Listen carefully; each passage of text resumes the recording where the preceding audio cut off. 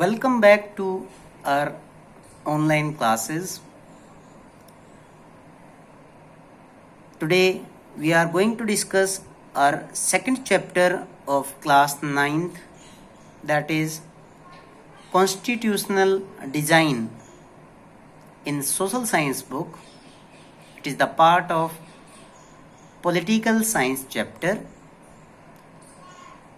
In this online class we will discuss second part of constitutional design, as we had already discussed first part, in which we discussed about the constitution of South Africa, that how African continent's nation South Africa got independence and constitution was adopted by the people of that country after a long struggle under the leadership of Nelson Mandela.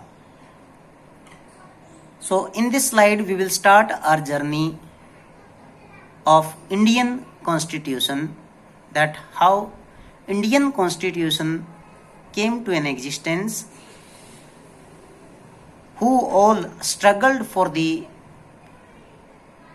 independence of India, what are the key features of Indian constitution,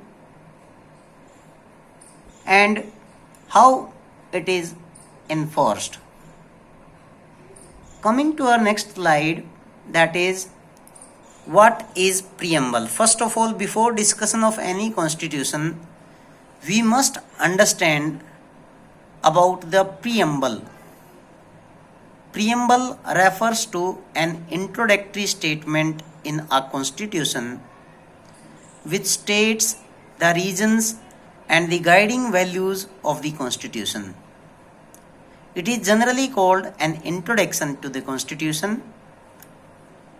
Our preamble of the constitution is also called the soul of the constitution.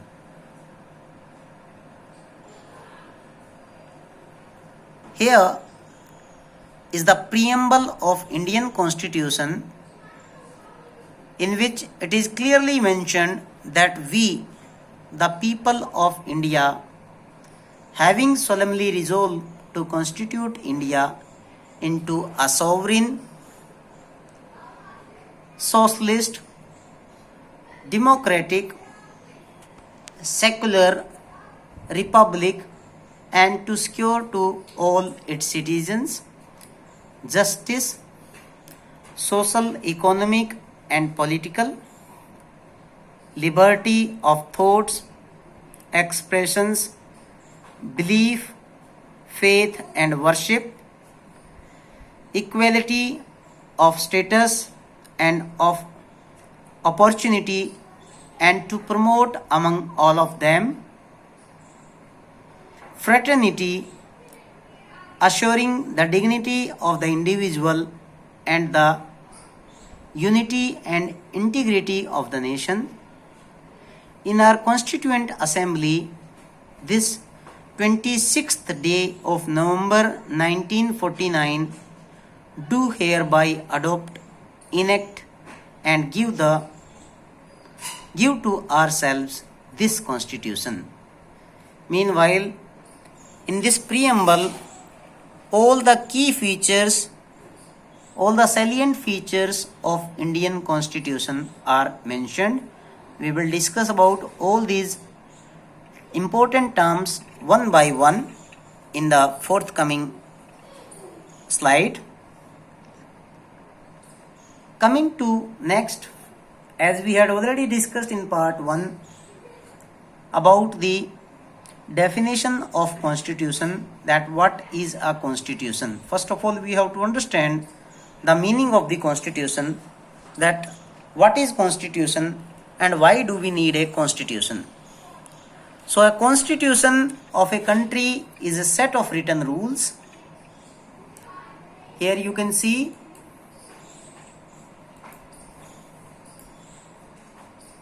it is a set of written rules that are accepted by all the people living together in a nation. Constitution is the supreme law that determines the relationship among people in the territory and also the relationship between the people and the government. Means in the constitution all the rules and regulations of the nations are written.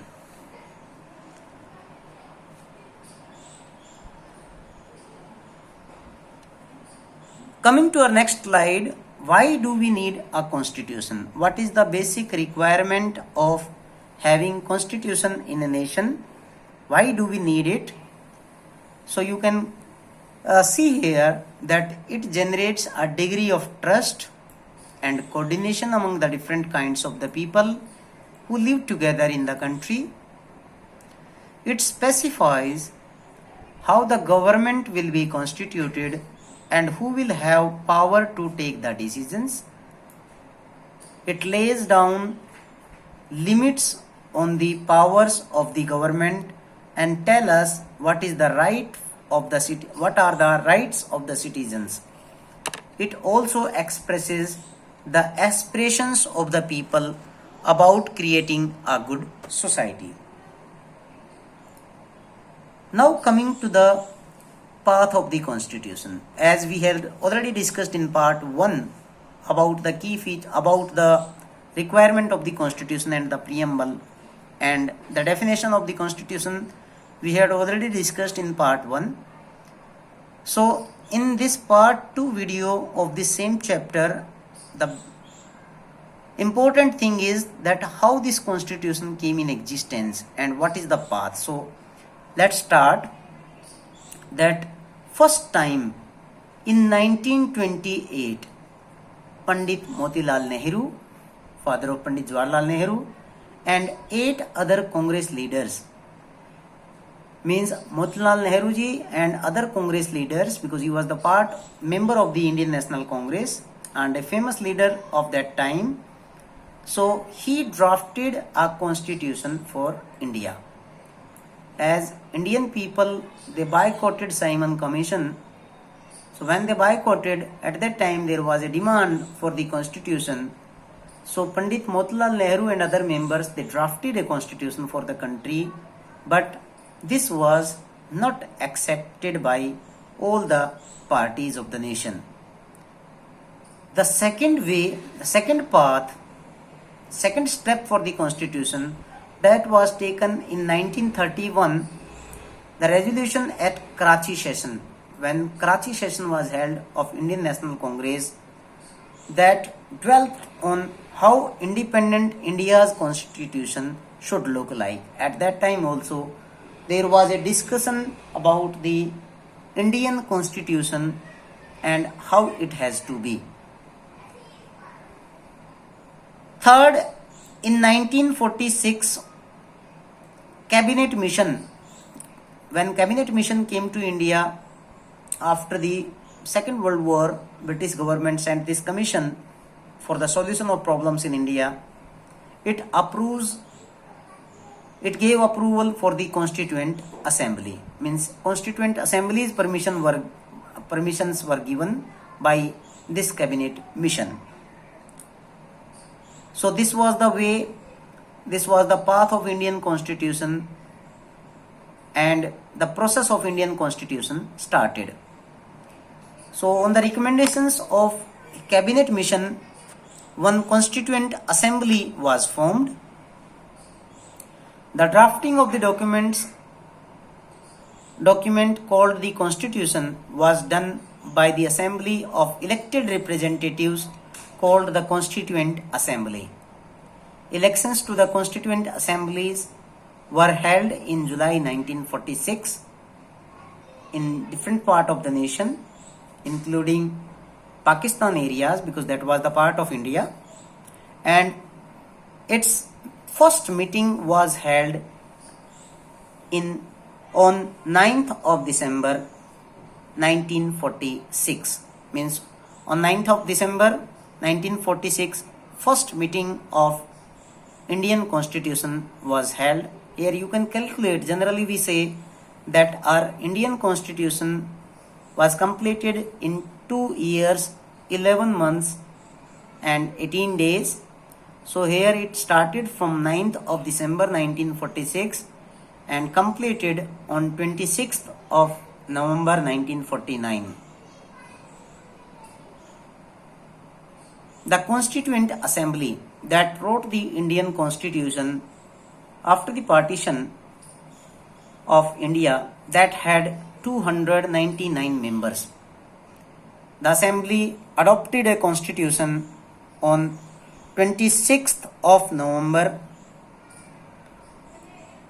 Here 26th of November 1949, this process of completion of Indian Constitution was completed, but it came to an effect on 26th of January 1950, and we celebrate 26th January as a Republic Day every year. Here is a reason that why this 26th January was adopted, the day for the Constitution enforcement. The reason is that on 26th of January 1930, Complete Independence Day or Purn Swaraj Day was celebrated by Indian National Congress leaders under the leadership of Pandit Jawaharlal Nehru. So that day was chosen because of its historical importance. Dr. Rajendra Prasad, he was elected as the President of Indian Constituent Assembly. Members of these constitution makers, means he became the President of this Assembly. Although when its first meeting was held on 9th of December 1946, that time Dr. Sachidanand Sinha, he became the President, but he was provisional President only for 2 days. And later on 11th of December, Dr. Rajendra Prasad, he was elected as the President of this Constituent Assembly. He became the first President of India. Dr. B.R. Ambedkar was the Chairman of the Drafting Committee.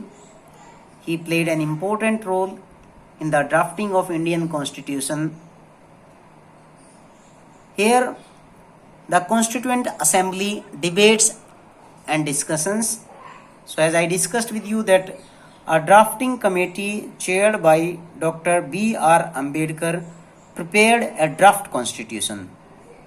Several rounds of 1,000 discussions took place on the draft constitution, which was presented by this drafting committee. More than 2,000 amendments were considered. Every document presented and every word spoken in the Constituent Assembly that was recorded and preserved. These are called Constituent Assembly debates. Means as all these discussions, all these documents in which our constitution was finalized, means that is called Constituent Assembly debates. When printed, these debates are in 12 bulky volumes of Indian Constitution. Here are the key features of Indian Constitution. When we say that Indian Constitution is considered as the best constitution in the world, the salient features of this constitution are, first, that it is democratic constitution. It has given democracy to our nation. Democratic refers to that this constitution made India a democratic nation.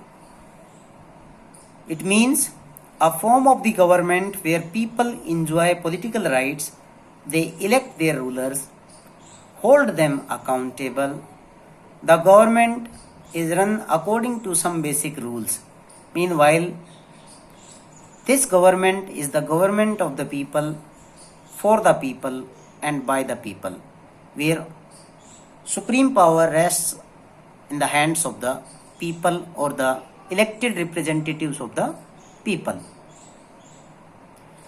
Second salient feature of this constitution is sovereign. Sovereign refers to that people of the country, they have the supreme right to make their decisions on internal as well as external matters. Meanwhile, to take our decisions, we need not to take support, we need not to take any help from other country, and no external power, any other country can dictate the government of India in any of the matter. Our government can take all the decisions independently without any pressure. Third, socialist. As we had discussed all these points in the preamble also, that these are the key features. Socialist refers wealth is generated socially and should be shared equally by the society. Government should regulate the ownership of land and industry to reduce socio-economic inequalities. Social and economic equality is given to the people. Although this term socialism, this has come from Russian Revolution, means in which land and properties rights are with the state government, but here to give equality to the people in the social and economic field, this socialist term has been added. Secular, one of the important feature of the Indian Constitution, because this term secular refers to that there is no state religion, no religion for the nation. All the religions are equal in the country and people can follow any religion.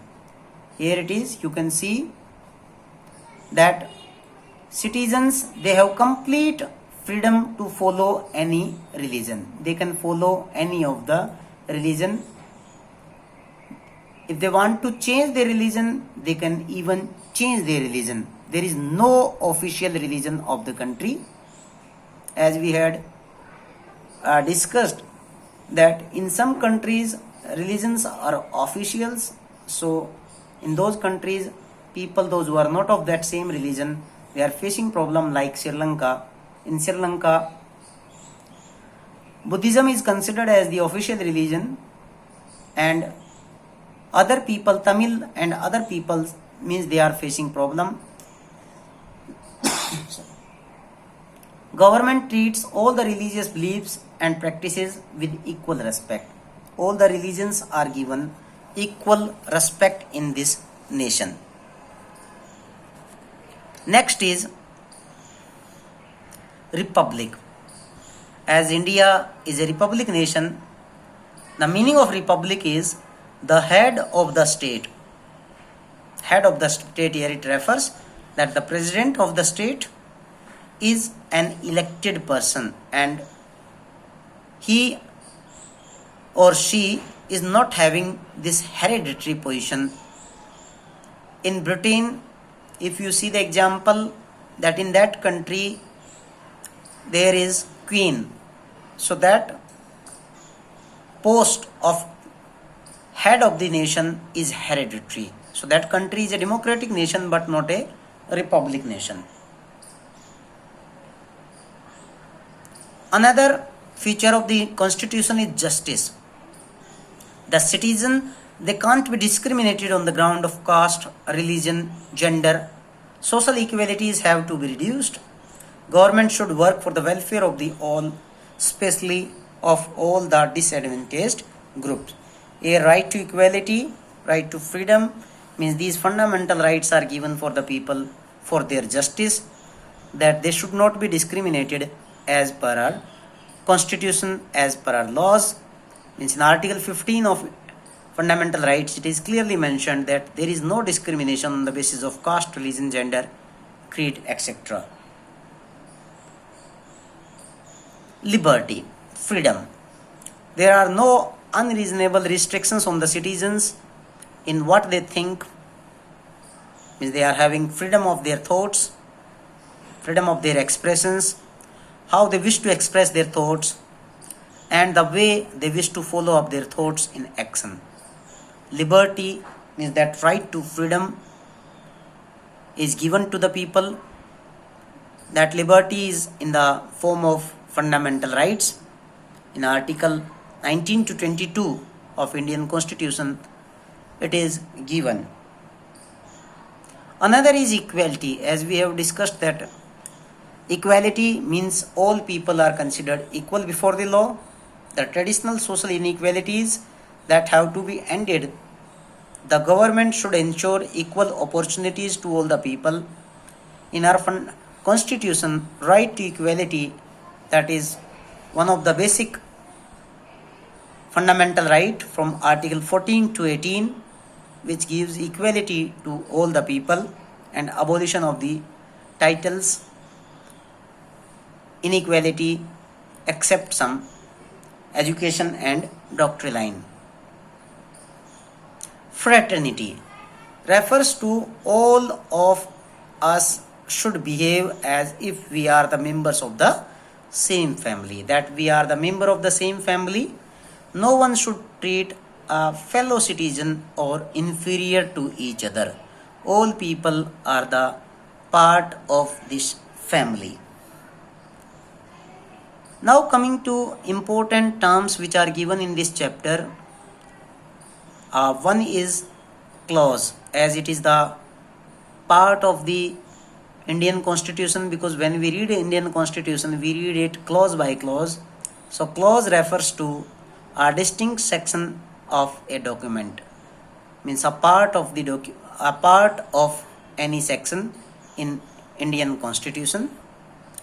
Constitutional amendment. Amendment refers to a change in the constitution made by the supreme legislative body in a country. When we make some changes in the original constitution by 2/3 majority of the parliament, that is considered as amendment. Then is the draft, a preliminary version of a legal document, means before giving to final shape, we make it as a preliminary version, as a draft. So we have discussed in this chapter that a draft was prepared by Dr. B.R. Ambedkar and his team. He was the chairman of the drafting committee. So these are some of the important terms of this chapter. I hope you understood. Thank you very much. Write your main points in your notebook for your better understanding. This will help you to understand the features of Indian Constitution. Thank you very much.